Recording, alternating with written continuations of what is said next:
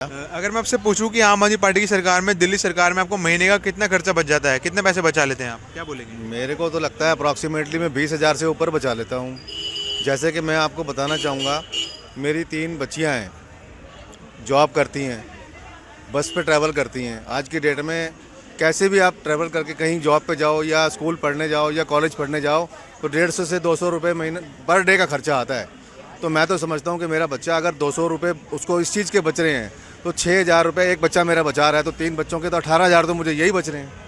पानी की आप देखिए, मेरे को पानी का बिल 0 आता है मेरा, वही मुझे उसमें आज तक कभी कोई पैसा नहीं देना पड़ा सरकार को। बिजली का बिल ना के बराबर आता है मेरा, बिल्कुल नॉमिनल आता है। सर्दियों में तो बिल्कुल 0 ही आता है। गर्मियाँ होती हैं तो थोड़ा बहुत कभी कूलर वगैरह चलता है तो थोड़ा बिल आ जाता है, अदरवाइज़ सर्दियों में तो बिल आता ही नहीं, हमारा 0 बिल आता है। और मैं अपनी खुद की बताता हूँ कि मैं एक सीनियर सिटीजन हूँ। मैं हॉस्पिटल में जाता हूँ तो मुझे एक अलग से, मुझे कहीं मतलब लाइन में लगने की मेरी जो व्यवस्था होती है, मैं अलग से लाइन में लगता हूँ। मेरे को प्रॉपर ढंग से वहाँ पर मेरा ट्रीटमेंट होता है, मुझे दवाइयाँ फ्री मिलती हैं, मेरे जो टेस्ट होते हैं वो फ्री होते हैं मेरे। फिर अगर मुझे कहीं तीर्थ यात्रा करने जाना है तो मेरी वो फ्री है। दिल्ली सरकार मुझे पिक एंड ड्रॉप दे रही है, तो इससे अच्छी फैसिलिटी और कहाँ मिलेगी।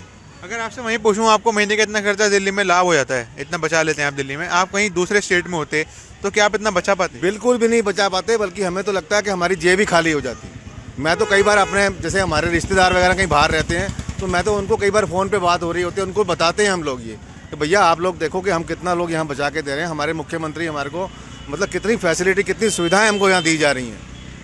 मुझे नहीं लगता किसी और स्टेट में इतनी सुविधाएँ कहीं दी जा रही हैं। सर 10 से 15,000 तो बचते ही हैं, क्योंकि आप खुद देखिए कि पानी फ्री आता है हमारे को, और बिजली जो है सर्दियों में 0 बिल आता है, और गर्मियों में आता भी है तो बाकी राज्यों से इतना कम आता है कि इजीली बंदा पे कर सकता है, तो वो बचत ही है हमारी। बिल्कुल। अगर मैं आपसे पूछूंगा कि आप दिल्ली में ना होते, आप किसी और राज्य में होते, तो कितना बचा पाते आप दिल्ली में?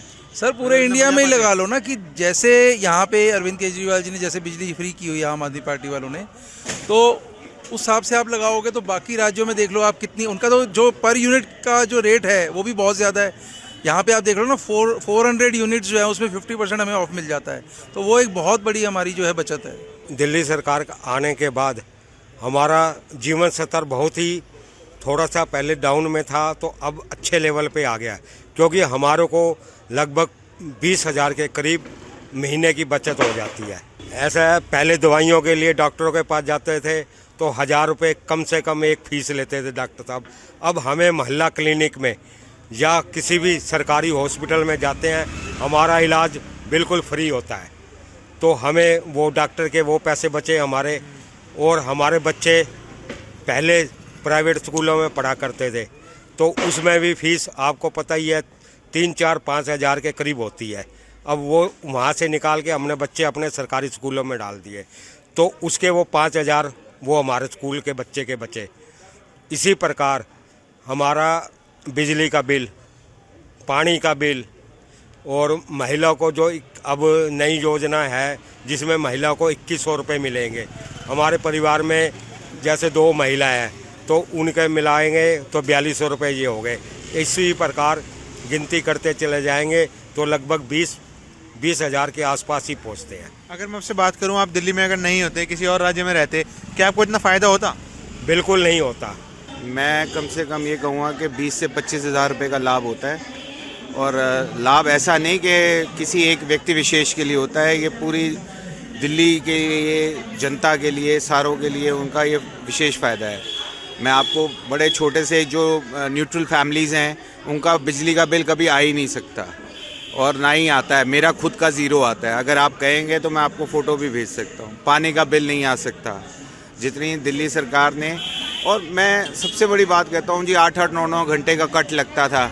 आज कोई भी मुझे दिल्ली शहर में बता दे कि कहीं कट लगता है, सारे जो जितने भी आपके इन्वर्टर वाले थे सब दिल्ली छोड़ के भाग गए।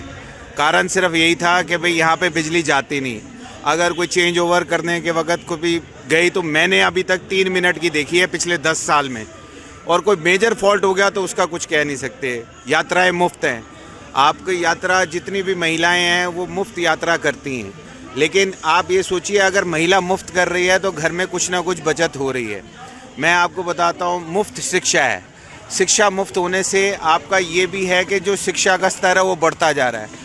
पहले मैंने देखा है, हमारे यहाँ पे एक स्कूल हुआ करता था, government boys senior secondary school.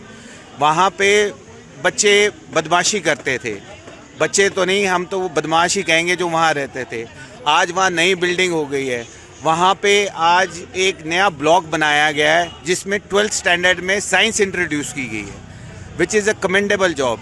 98% बच्चे पास हुए हैं हमारे, मैं उस स्कूल की बात कर रहा हूँ, हमारे उस स्कूल में। अगर मैं आपसे वहीं पूछूं कि आपने बताया कि आपका महीने का 20 से 22 हज़ार रुपये बच जाता था, जी। बचता है मतलब अभी भी बचता अगर आप किसी और राज्य में होते, दिल्ली छोड़ के किसी और राज्य में होते, क्या आपको इतना लाभ होता वहाँ पे? कहीं नहीं हो सकता। आप बता दीजिए बीजेपी की सरकार कितने राज्यों में है, वहाँ पे कितना लाभ हो रहा है, कितनी पावर कट लग रही है। ज़्यादा दूर नहीं जा रहे, हम दिल्ली एनसीआर में चले जाते हैं। आप दिल्ली एनसीआर में हरियाणा में चले जाइए, गुड़गांव चले जाइए, नोएडा चले जाइए, नोएडा में योगी सरकार है, वहाँ पे ठक्कर सरकार है।